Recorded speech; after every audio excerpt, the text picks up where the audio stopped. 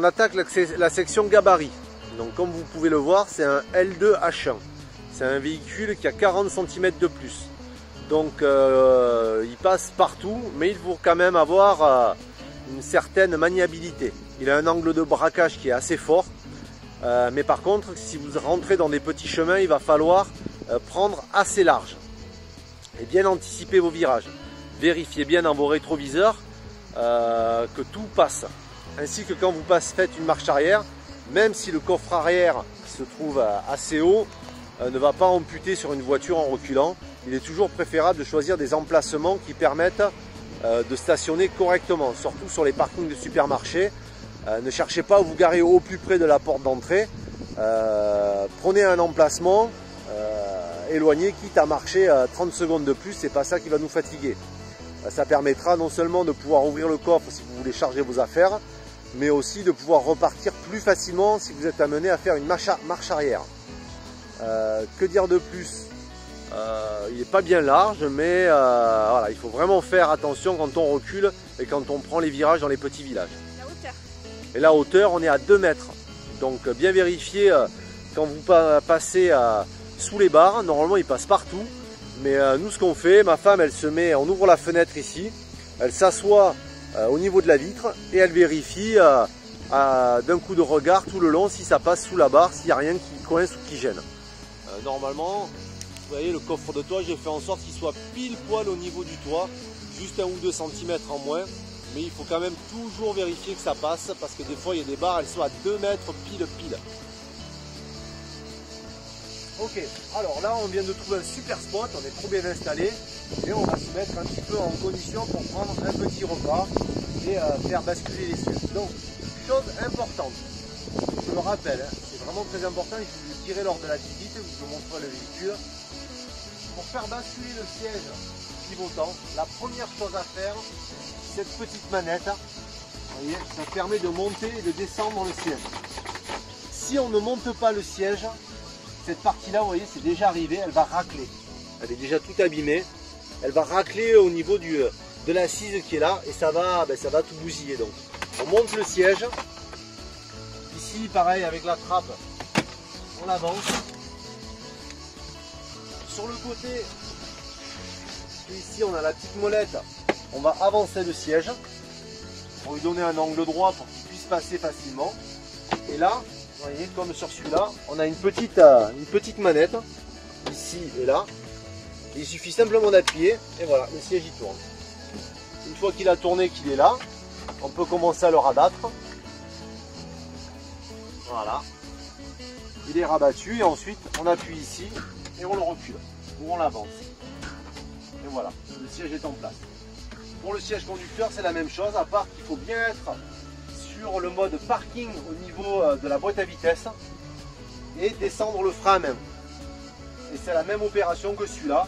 On le lève à fond, on avance le siège, on le fait pivoter comme ceci, on appuie sur la poignée et il va tourner. Hop. Et il n'est pas levé à fond. Donc voilà, il faut le lever à fond pour qu'il puisse passer au-dessus du frein même. Okay. Ensuite, la petite table de cuisine, elle est ici. Donc normalement, avec le siège, elle est censée venir en appui ici. Donc elle est coincée. Sur la table, vous avez le pied qui vient se déclipser comme ceci. Vous voyez. Ici, il y a un petit bouton. Ensuite, vous avez deux petits machins comme ça qui vont venir permettre à la table d'être en appui. Et ensuite, pour finir, nous avons deux petits loquets ici, vous voyez, qui viennent pour prendre la table en sandwich ici. Donc, on la met comme ceci. Vous voyez, on ferme les loquets. Donc, la table est bien prise. On vient appuyer dessous. On détend le pied et on l'ouvre. Donc, la table, elle est en place et elle est coulissante. Si besoin, on peut ravancer la banquette arrière pour venir manger, mais on perd l'accessibilité au coffre et c'est tout. Ensuite, les couverts, ils sont dans les tiroirs, pas bien compliqué. Il faut bien vérifier que tout est fermé et Voilà, pas plus. Pour la ranger, pareil, idem, on revient comme ça. On fait ça, on enlève les deux petits bitonio, on prend le pied, tac, on le ramène, on fait ça, et la table elle vient comme ceci. Voilà, et là elle est rangée. Allez, on va parler de la partie couchage, banquette du bas et banquette du haut, toit ouvrant. Donc, la première chose avant de se poser pour passer la nuit, c'est de bien vérifier au niveau du toit qu'il n'y ait pas de branches ou d'arbres qui viennent gêner. Parce que quand la cellule s'ouvre, vous allez voir. Regardez par ici. Donc pour l'ouvrir, c'est très simple. Il faut absolument avoir la porte latérale d'ouverte, parce que quand on va ouvrir, ça va faire une grosse dépression. Et ça monte assez vite. Donc on défait les deux parties, comme ceci. Voilà, on les laisse bien dessus. Et ensuite, on vient pousser légèrement et on accompagne la tente de toit. Voilà, pour qu'elle s'ouvre délicatement. Voici. Parce qu'il faut faire attention, il y a des vérins dessus et si on la laisse s'ouvrir toute seule, ça part d'un coup et ça tire sur la toile. Donc après, on a des ouvertures sur les côtés, je ne vais pas vous faire les détails. Ici, on a le lit du haut, donc on peut facilement ouvrir, ce qui permet d'augmenter grandement la surface d'habitation. On a une petite couette en haut qu'on laisse dessus, mais par contre, on ne laisse pas les oreillers, sinon on ne peut pas fermer. Les oreillers, il faut absolument les redescendre. Donc, pour monter sur la banquette du haut, on va finir avec celle-là. On est comme ceci. Imaginons qu'on a nos sièges. Donc nous, la nuit, ce qu'on fait, voilà, on les pousse en avant, les sièges, comme ceci, qui permet de gagner de l'espace. Généralement, celui-ci est retourné. Donc, pour monter, il ne faut absolument pas appuyer sur la partie avant d'osserait. Sinon, vous allez le casser, quoi.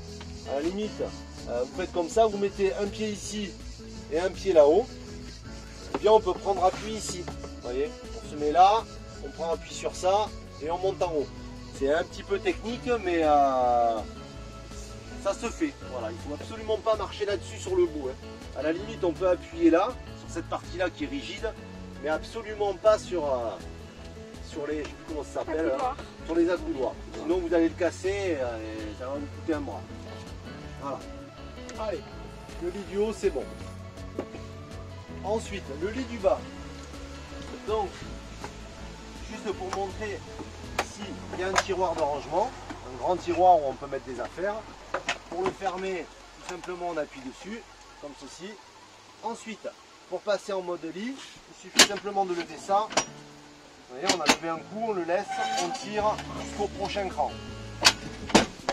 Non, chérie. Non, c'est pas ça? Non, non. Vas-y. On le laisse au bon endroit. Oui. Et après, tu défais ta banquette. Oui, oui. Il ne faut pas l'avancer. Donc là, je lève devant. Ça fait pivoter le siège. Je le ramène. Comme ceci. Ensuite, je vérifie bien qu'il n'y a rien qui gêne et que les appuis-têtes sont bien descendus, les trois. Voilà. Sur le côté, on a une petite poignée ici. On vient la lever. Et on bascule tout simplement le siège.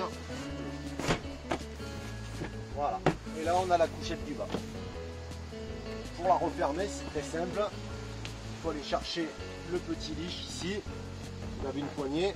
On relève. Voilà. On la ramène. Le plus compliqué, c'est ça un petit peu, c'est ces ceintures qu'il faut choper avant de le remettre. Pour qu'elle puisse. Voilà. On fait ça. Une, deux. Il va y avoir une troisième quelque part. Il faut bien les ramener en amont ici. On appuie et on ferme. Tout simplement. Ça, c'est la partie couchage. Allez, on va parler cette fois-ci de l'éclairage. De l'ambiance qui va régner dans le van. Ça, c'est cool, ça, l'ambiance. Alors, on est toujours sur le tableau électrique arrière. Donc, j'appuie 2 secondes. Il va démarrer. Et là, on voit que tout est allumé. Donc, si on veut éteindre certaines parties, on peut les éteindre ou pas. Ici, on a le niveau d'eau. Donc, on voit qu'il est au maximum. Et la batterie arrière, on voit aussi qu'elle est au maximum. Donc, on peut tester différentes batteries. La batterie du véhicule, elle est plutôt pas mal, mais elle a baissé parce qu'on s'en sert, on vous fait les tests vidéo. La température et le niveau d'eau, Si on veut, on est à 80% de l'eau.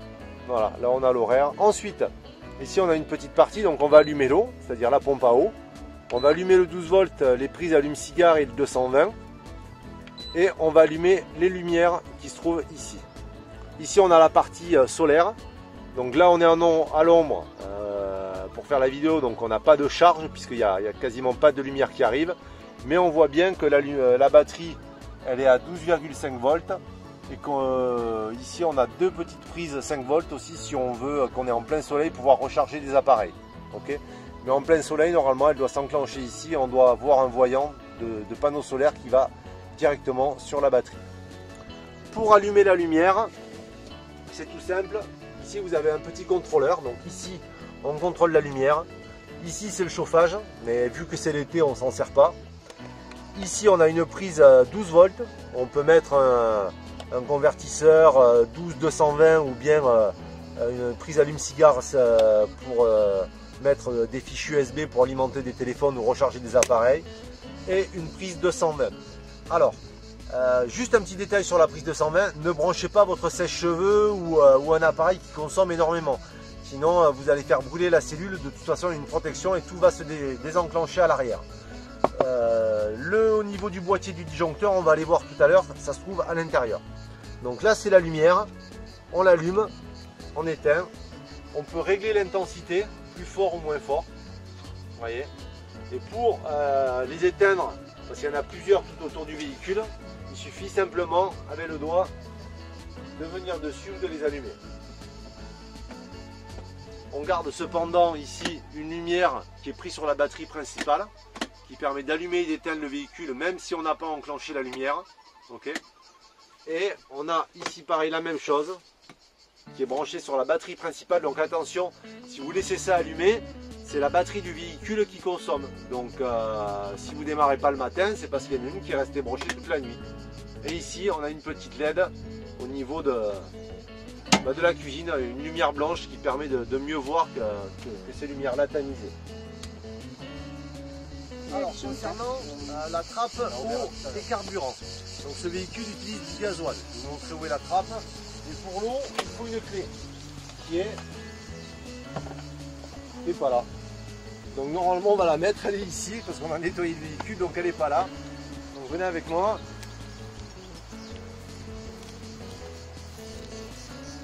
Donc voilà, ici on a la trappe à eau. Donc il suffit simplement d'insérer la clé, de la tourner un petit peu et ça permettra d'accéder à l'intérieur. Donc la contenance c'est environ 45 litres. Ici on a la prise, si vous allez dans un camping, pour pouvoir vous brancher directement sur une borne. Donc on vous fournira une petite rallonge et la prise qui va avec. Oui, mais il y a les panneaux solaires, mais c'est dans un camping. Ensuite, la trappe à gasoil, elle est là, tout simplement. Donc vous ne trompez pas. Ici c'est la Blue, c'est pour la régénération du véhicule. Et ici c'est le gasoil. Donc tout simplement on ouvre. Voilà. Et on referme. Voilà. Vous entendez? Donc, et là c'est la Blue. Hein. Vous ne vous trompez pas. Hein. Voilà. Donc pour la partie chauffe-eau. Ici il y a la petite trappe de sortie d'eau. Et ici on a installé un petit système. Qui est là, donc c'est un chauffe-eau instantané. Il est réglé parfaitement à la température qu'on veut. C'est pas trop chaud, c'est pas trop froid. Pour le mettre en marche, donc il est alimenté en gaz qui est ici. Tout d'abord, on a une bouteille de gaz qui est située à l'avant. Chose importante, à chaque fois qu'on ne s'en sert pas, on l'éteint. Il y a un petit bouton sur le côté qui permet de couper la bouteille de gaz et d'éviter que s'il y a une fuite inopportune, qu'on ait des problèmes à l'intérieur. La première chose à faire, c'est d'aller dans le poste qu'on a vu précédemment au niveau de la cuisine et allumer la bouteille de gaz.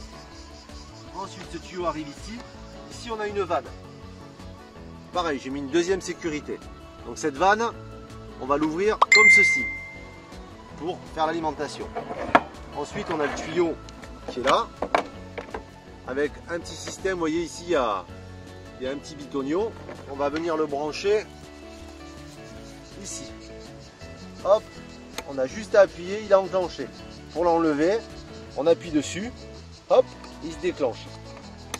enclenché, fermé. Voilà.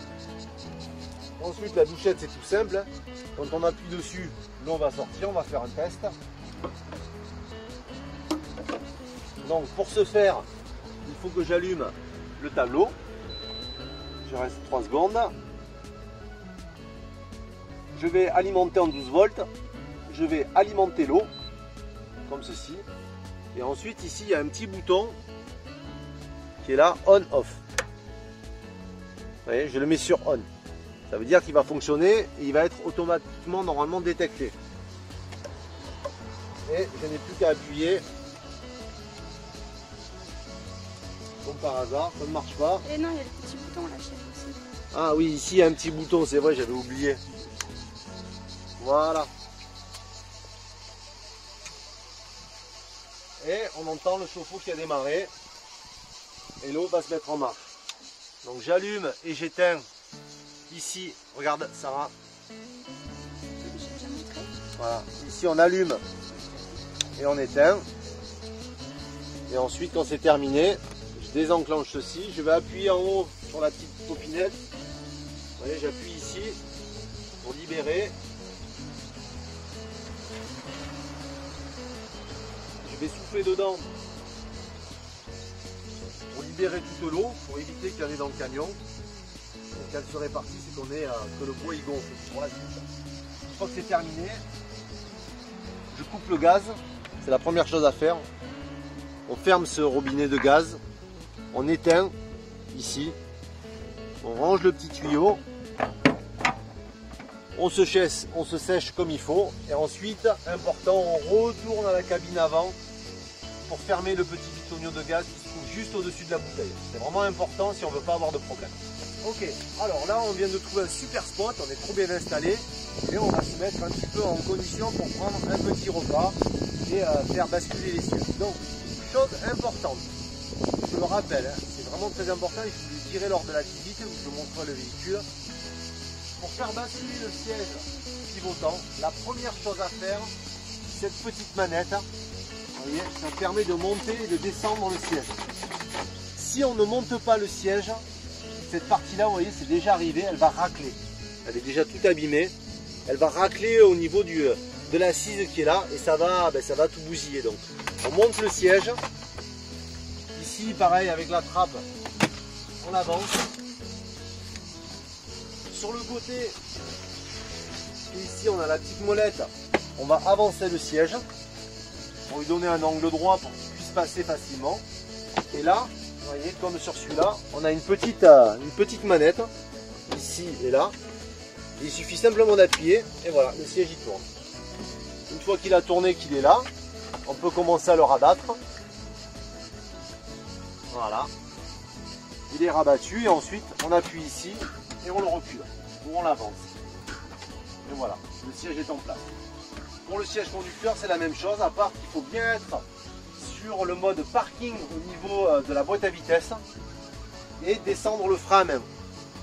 Et c'est la même opération que celui-là.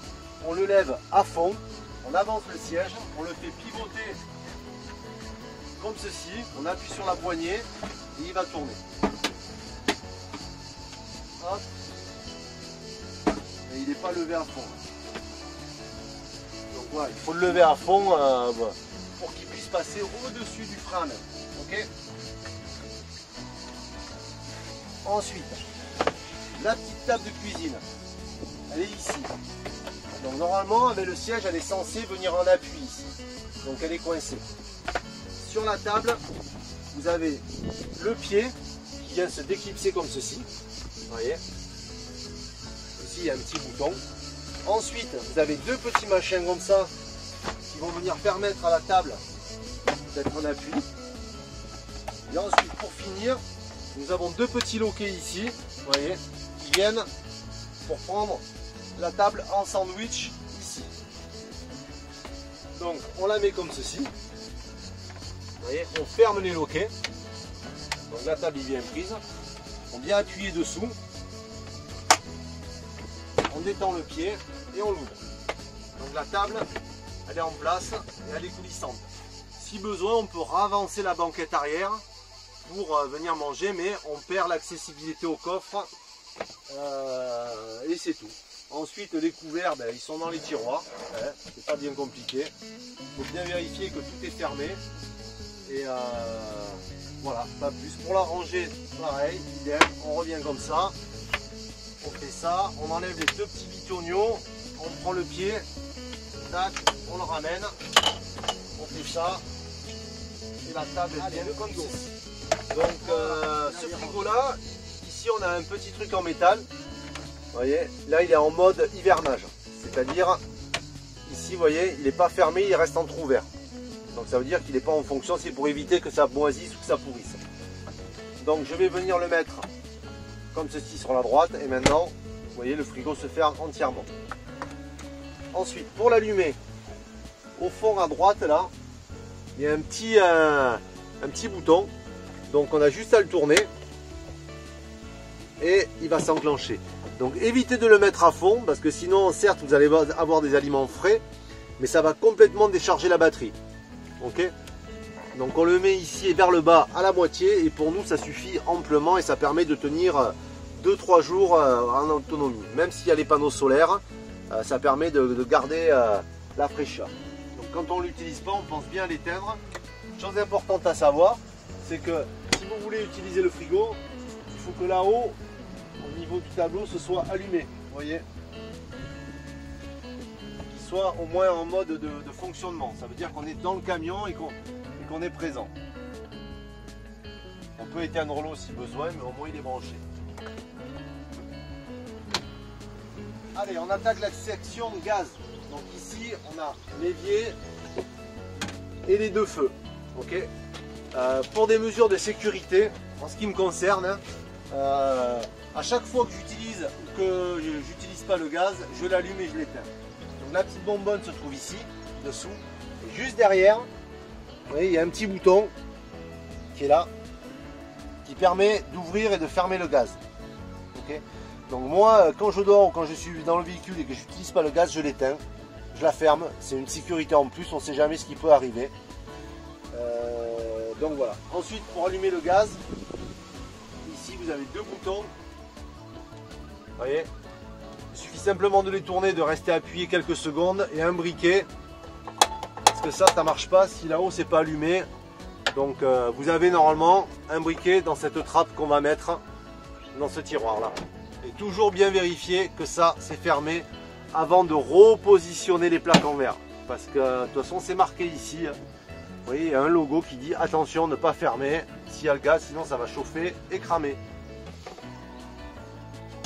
Alors la partie électrique avec les disjoncteurs et tout le câblage. Pour y accéder, il faut simplement lever ça, avancer la banquette au maximum. Okay. Donc ça nous a permis de dégager tout l'arrière. C'est ici. Ensuite on va lever cette partie là. Okay. Et on va pouvoir retirer la caisse.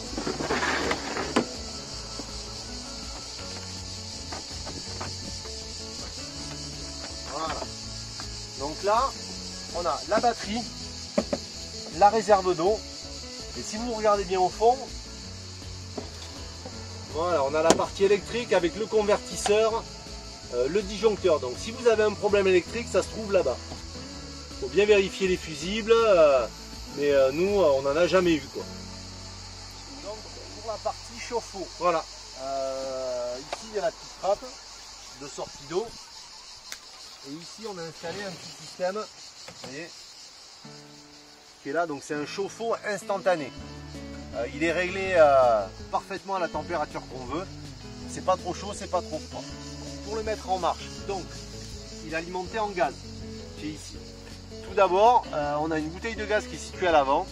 Chose importante, à chaque fois qu'on ne s'en sert pas, on l'éteint. Il y a un petit bouton sur le côté qui permet de couper la bouteille de gaz et d'éviter que s'il y a une fuite inopportune, qu'on ait des problèmes à l'intérieur. La première chose à faire, c'est d'aller dans le poste qu'on a vu précédemment au niveau de la cuisine et allumer la bouteille de gaz. Ensuite, ce tuyau arrive ici. Ici, on a une vanne. Pareil, j'ai mis une deuxième sécurité. Donc cette vanne, on va l'ouvrir comme ceci pour faire l'alimentation. Ensuite, on a le tuyau qui est là, avec un petit système. Vous voyez ici, il y a un petit bitonio. On va venir le brancher ici. Hop, on a juste à appuyer, il a enclenché. Pour l'enlever, on appuie dessus. Hop, il se déclenche. Enclenché, fermé. Voilà. Ensuite, la douchette, c'est tout simple. Quand on appuie dessus, l'eau va sortir. On va faire un test. Donc, pour ce faire, il faut que j'allume le tableau. Je reste 3 secondes. Je vais alimenter en 12 volts. Je vais alimenter l'eau, comme ceci. Et ensuite, ici, il y a un petit bouton qui est là, on-off. Vous voyez, je le mets sur on. Ça veut dire qu'il va fonctionner et il va être automatiquement, normalement, détecté. Et je n'ai plus qu'à appuyer. Comme par hasard, ça ne marche pas. Et non, il y a le petit bouton là, chérie, aussi. Ah oui, ici, il y a un petit bouton, c'est vrai, j'avais oublié. Voilà. Et on entend le chauffe-eau qui a démarré. Et l'eau va se mettre en marche. Donc j'allume et j'éteins ici. Regarde Sarah. J'ai déjà montré. Voilà. Ici on allume et on éteint. Et ensuite quand c'est terminé, je désenclenche ceci. Je vais appuyer en haut sur la petite popinette. Vous voyez, j'appuie ici pour libérer.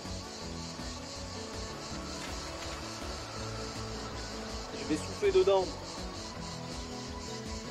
pour libérer toute l'eau, pour éviter qu'il y en ait dans le camion et qu'elle se répartisse et qu'on ait que le bois y gonfle. Voilà. Une fois que c'est terminé, je coupe le gaz.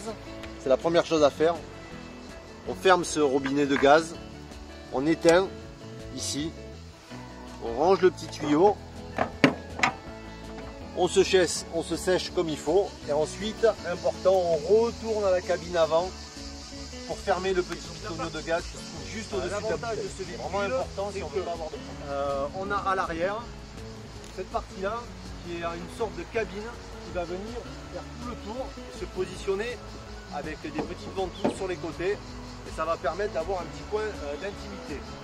Dans le coffre arrière blanc qui est juste au-dessus, je vous ai mis un petit calibotis qui va vous permettre de pouvoir le mettre au sol et de prendre votre douche tranquillement. Donc, précédemment, on a vu dans la partie chauffage comment allumer et éteindre le chauffe-eau. C'est ici. Et puis, on n'a plus qu'à récupérer le petit tuyau de douche. Que je répète, encore une fois, on vient de clipser. Ici, il est bien fermé. Et on a ce petit bouton d'ouverture et d'extinction. Voilà, ça vient là. Au niveau de l'eau, alors c'est toujours pareil, on n'est pas à la maison, on est un petit peu en autonomie totale. On a une réserve d'eau d'environ 50 litres, ce qui est, ça part très vite au niveau de la douche, donc c'est normal qu'il n'y ait pas trop d'eau qui sort. J'ai fait en sorte de bien réguler le débit pour avoir une eau tiède et en avoir en quantité. Donc si vraiment vous partez et que vous êtes plusieurs à vous doucher, ben le mieux c'est de prendre un petit seau et un gant, on se savonne comme il faut partout. Et ensuite on vient se rincer rapidement. C'est la meilleure solution pour attaquer la section pose de pilotage faire en sorte de pouvoir en avoir. Donc ici on a vu qu'on avait le régulateur de vitesse. Ici on a le tableau de bord qui permet d'afficher les différentes informations au niveau du panneau LCD central ainsi que sur la partie du tableau de bord général. Ensuite sur la gauche ici, tout en bas, au niveau de mon genou gauche. Voilà. Ici, j'ai le réglage des phares. Donc là, il est en automatique. Normalement, il ne faut rien toucher. Dès que la lumière baisse, les lumières vont s'allumer et elles vont prendre le relais. Donc tout ça, c'est automatique. Ensuite, il y a un petit truc aussi encore en bas là. C'est pour la hauteur des phares. Mais là, il ne faut pas toucher. Je l'ai déjà réglé. Ensuite, on passe sur la gauche. Ici, on a les clignotants ainsi que les phares. Les codes et tout ce qui est partie lumière avec la partie clignotante plein phare. Voilà. Ici on a tout ce qui est essuie-glace, voilà, avec la vitesse, voilà. Ensuite on passe ici au milieu, la climatisation qui se trouve au milieu, on l'enclenche ou on l'éteint, la circulation d'air extérieur ou intérieur, la température de la clim qui est ici, le ventilateur de la climatisation. Et ici on a les différentes parties qui vont permettre de disperser l'air dans le véhicule. Ensuite en bas on a une autre partie, ça c'est pour l'arrière du véhicule. Ça permet de mettre du chaud ou du froid pour la cabine arrière avec le ventilateur. Une prise 12 volts allume-cigare que vous pouvez remplacer par un USB.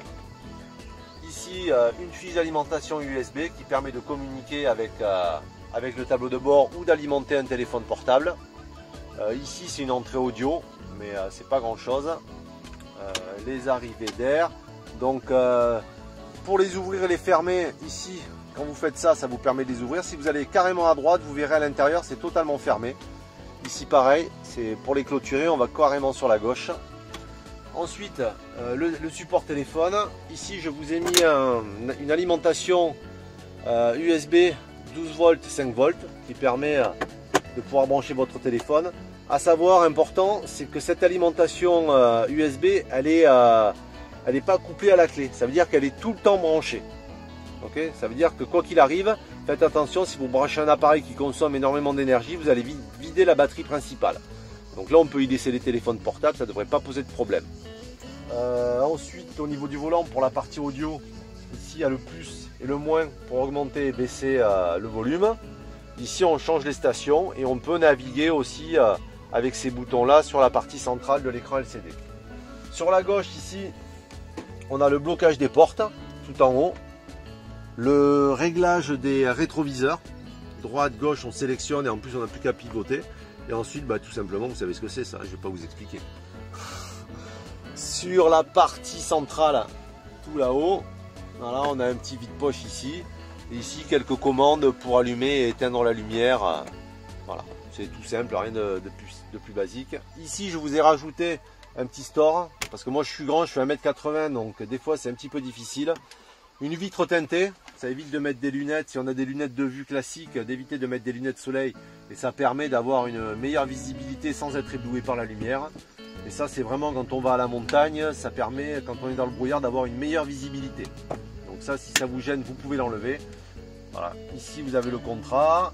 Là, la petite vitre pour vous faire une beauté. Sur le côté ici, on peut mettre les lunettes solaires ou vos lunettes classiques. Et puis voilà, les portes gobelets qui se trouvent à l'avant et c'est tout. Allez, concernant le radar de recul, imaginons que je cherche à stationner, à faire marche arrière.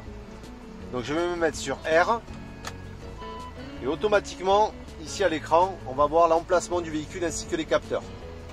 C'est ce petit bouton là qui va permettre de pouvoir vérifier qu'il est bien enclenché. Si les bip bip vous embêtent parce que ça vous gêne, il suffira simplement d'appuyer ici et vous reculez simplement. On rallume la caméra de recul et on active aussi les sensors. Il y en a à l'avant et à l'arrière, tout simplement. Le régulateur de vitesse, il se trouve ici sur ma gauche. Voilà. Donc, une fois qu'on est lancé, qu'on a atteint la vitesse désirée, on appuie une fois sur 7, ce qui va permettre de mettre en place le régulateur de vitesse. Il va apparaître ici au milieu du tableau de bord. Vous allez avoir la vitesse qui va s'afficher. Une fois qu'on est lancé, on peut modifier la vitesse de 10 en 10, donc plus de vitesse, moins de vitesse, c'est-à-dire si j'appuie sur plus qu'on est à 80, on va passer à 90. J'arrive à un rond-point, je freine, le régulateur de vitesse se déclenche. Si je veux retrouver la vitesse précédemment utilisée, je n'ai plus qu'à appuyer sur Res. Ça permet de restaurer la vitesse précédente. Ensuite, par exemple, je suis à 80, je veux monter à 83. Je vais appuyer 1, 2, 3 fois dessus. Ce bouton permet de monter de 1 en 1. Ensuite, le bouton Off ici, c'est pour désactiver la vitesse automatique, le régulateur. Et ensuite, c'est CNL, c'est pour sélectionner le mode de régulation automatique de la vitesse qu'on veut. Soit c'est une vitesse automatique sans qu'on touche la pédale, soit c'est avec la pédale et on fait un imitateur pour pas aller plus haut. Voilà.